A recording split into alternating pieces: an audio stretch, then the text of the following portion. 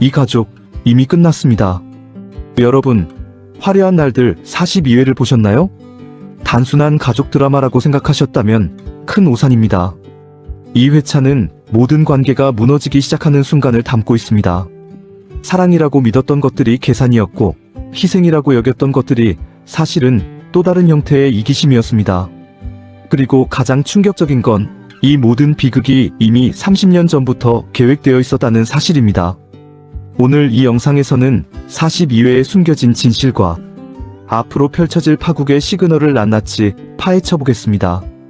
잠깐 영상을 시작하기 전에 구독과 좋아요, 알림 설정까지 부탁드립니다. 구독, 좋아요는 저에게 큰 힘이 됩니다. 그럼 시작하겠습니다. 박성재와 한우진의 대면 장면 기억하시나요? 성재가 고성희를 찾아가 따져 묻는 그 순간 우리는 이 여자가 얼마나 치밀하게 모든 걸 계획해왔는지 알게 됩니다.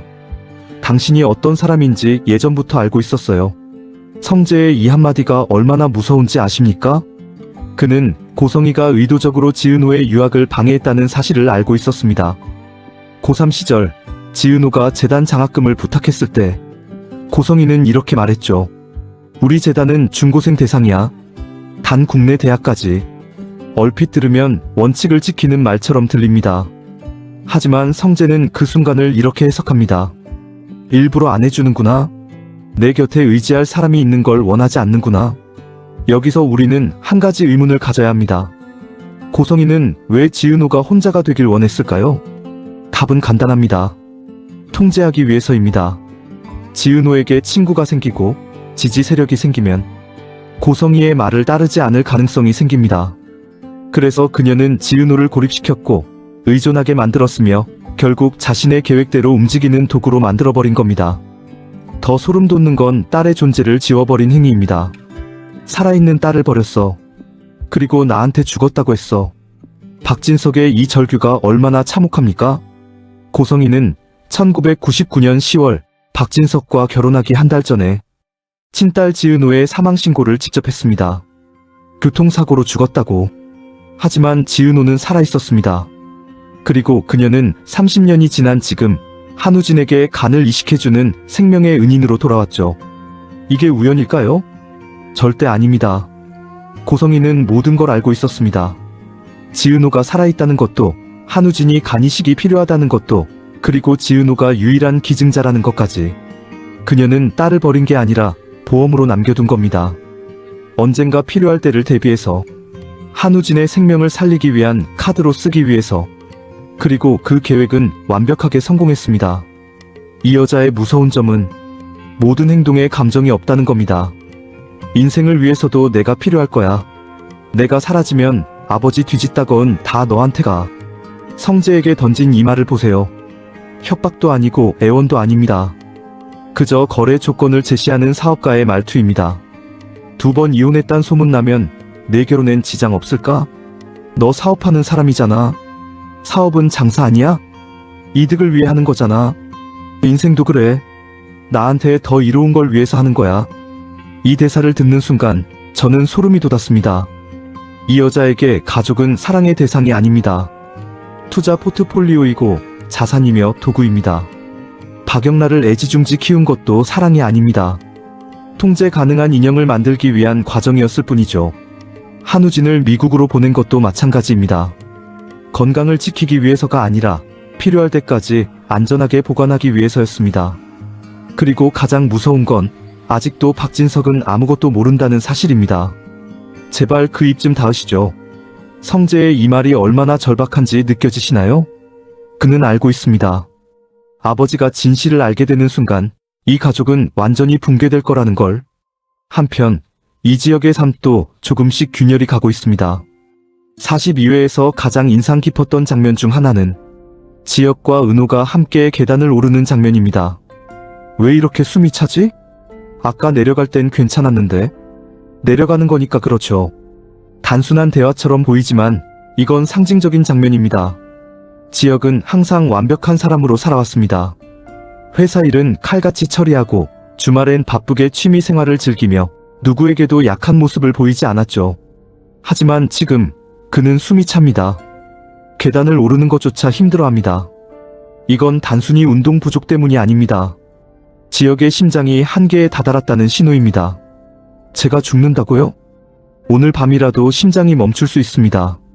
근본적인 치료는 심장 이식밖에 없습니다. 이 대사 기억하시나요? 지역은 심장 질환을 앓고 있습니다. 그리고 그건 시한폭탄처럼 그의 삶을 위협하고 있죠. 하지만 더 무서운 건 그가 이 사실을 숨기고 있다는 겁니다. 은호는 눈치챘습니다. 지역이 예전 같지 않다는 걸, 계단을 오를 때 숨이 차고 평소엔 쉽게 하던 일들을 힘들어한다는 걸. 선배 운동 부족 아닌 것 같은데? 선배도 이제 예전 같지 않은가 보다. 예전엔 막 뛰어 올라오고 그랬잖아요. 은호의 이 말에 지역은 대답하지 못합니다. 대신 화제를 돌리죠. 이제 삼각김밥 그만 먹어. 왜 지역은 자신의 병을 숨길까요? 여러 가지 이유가 있겠지만 가장 큰 이유는 통제력을 잃고 싶지 않아서입니다. 지역은 평생을 자신의 삶을 완벽하게 통제하며 살아왔습니다. 비혼주의를 고수한 것도, 가족과 거리를 둔 것도 모두 자신의 삶이 흔들리는 걸 원치 않았기 때문이죠. 하지만 병은 그가 통제할 수 없는 영역입니다. 그리고 그건 지역에게 극도의 불안을 가져다 줍니다. 더 흥미로운 건 은호와의 관계가 변하고 있다는 점입니다. 천생연분인가 보다.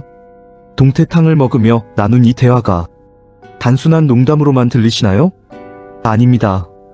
은호의 아버지와 지역의 식성이 비슷하다는 건 둘이 같은 종류의 사람이라는 뜻입니다. 그리고 지역은 그걸 알고 있습니다. 은호가 자신에게 특별한 사람이 될 수 있다는 걸. 하지만 그는 여전히 거부합니다. 왜냐하면 자신이 죽을 수 있다는 걸 알고 있기 때문입니다. 내가 제일 걱정하거든. 나만큼 너 걱정하는 거 어머님밖에 없을걸? 지역의 이 말이 얼마나 절박한지 느껴지시나요? 그는 은호를 걱정합니다. 자신이 떠나고 나면 은호가 혼자 남겨질까봐. 자신 때문에 은호가 상처받을까봐. 하지만 역설적이게도 그의 거부가 은호에게 더 큰 상처를 주고 있습니다. 한편 이상철과 이수빈 부녀의 관계도 파국을 향해 가고 있습니다. 엄마 아빠 인생에 이제 사위는 없다고. 난 이제 결혼도 안 할 거야. 술에 취한 수빈이 내뱉은 이 말이 단순한 감정 표현일까요? 아닙니다. 이건 선언입니다. 수빈은 부모의 반대로 사랑하는 사람과 헤어졌습니다. 그리고 그 과정에서 깊은 상처를 받았죠. 시키는 대로 헤어졌는데 괴로운 티도 내지 마. 다정의 이 말이 얼마나 잔인한지 아십니까? 부모는 수빈에게 헤어지라고 시켰고 수빈은 말을 들었습니다. 그런데 이제 와서 괴로워하지도 말라고 합니다. 수빈의 감정은 어디로 가야 할까요? 더 충격적인 건 박진석이 전혀 반성하지 않는다는 겁니다. 애초에 결혼까지 갈 수 있는 집안애를 만났어야지. 박진석의 이 말을 보세요. 그는 여전히 자신이 옳다고 생각합니다. 수빈이 애초에 적절한 집안의 사람을 만났어야 했다고 생각하죠. 하지만 가장 아이러니한 건 그 자신이 고아 출신의 고졸 여성과 결혼했다는 사실입니다. 아버지는 왜 지금 어머니랑 재혼하셨어요? 고아 출신의 고졸의 아들도 있고. 그래서 집안 재계로부터 온갖 뒷소문 들으면서도 아버진 확신으로 결혼하셨어요. 지역의 이 추궁이 얼마나 날카로운지 느껴지시나요? 박진석은 자신의 사랑은 옹호하면서 자식들의 사랑은 반대합니다. 왜일까요? 지금 네 어머니는 내가 완벽하게 믿을 수 있는 사람이었어. 조건은 좀 안 좋았지만 사람은 100%였어. 박진석의 이 말에서 우리는 한 가지를 알 수 있습니다. 그에게 중요한 건 통제 가능성입니다. 다정은 이상철이 완벽하게 믿을 수 있는 사람이었습니다. 자신에게 순종하고 자신의 말을 따르는 사람이었죠. 하지만 수빈이 사랑한 사람은 달랐습니다. 그 사람은 이상철이 통제할 수 없는 변수였고 그래서 받아들일 수 없었던 겁니다. 결국 이상철이 원하는 건 자신의 가치관에 맞는 사위이지 딸의 행복이 아닌 겁니다. 그리고 수빈은 그걸 깨달았습니다. 난 이제 내 인생을 살 거야. 박영라의 이 선언도 같은 맥락입니다. 그녀 역시 어머니 고성희의 통제에서 벗어나려 하고 있죠. 오빠는 오빠가 처한 상황을 잘 버텨. 대신 나한테 관여는 하지 말아줘. 영란은 알고 있습니다. 어머니의 정체를. 그리고 이 가족이 거짓 위에 세워졌다는 걸. 하지만 그녀는 침묵을 선택합니다. 왜일까요? 아빠가 알고 나면 어떤 후폭풍이 올지 상상하기도 싫어. 영란은 두려운 겁니다. 진실이 밝혀지는 순간 자신이 지금까지 누려온 모든 것이 무너질까봐. 그래서 그녀는 도망칩니다. 자신의 인생을 살겠다는 명분으로. 하지만 진실은 언제까지 숨길 수 있을까요? 자, 여기서 우리는 몇 가지 의문을 가져야 합니다. 첫째, 박진석은 정말 아무것도 모르고 있을까요? 회장실로 급히 불러들이는 장면에서 박진석은 뭔가 눈치챈 듯한 표정을 짓습니다.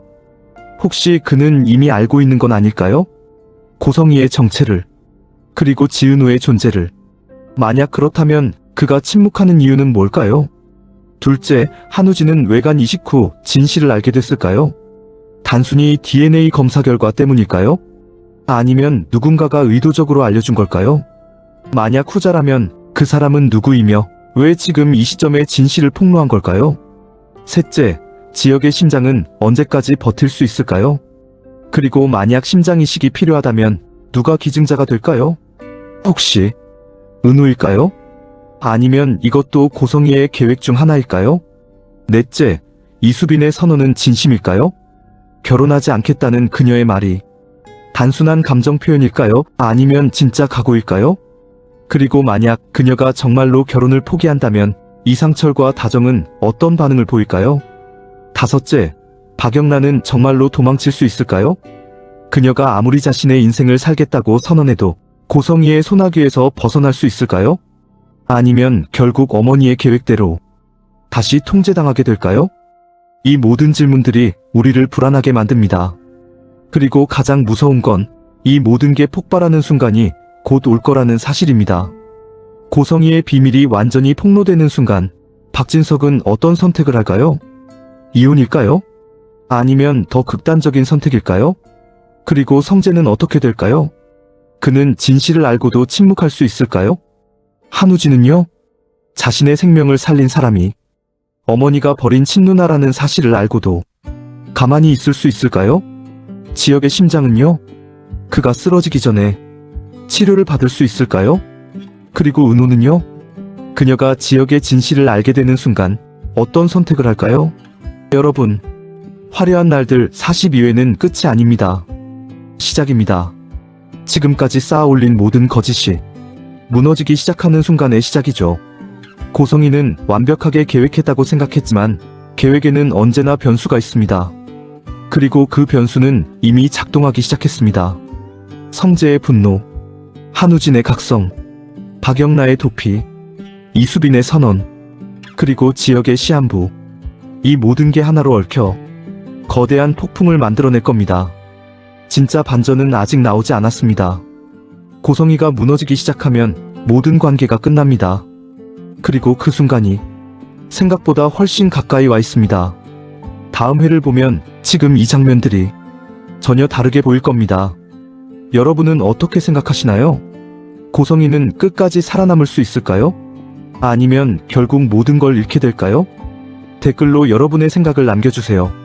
그리고 다음 리뷰에서 뵙겠습니다. 구독, 좋아요, 알림 설정 잊지 마시고요. 감사합니다.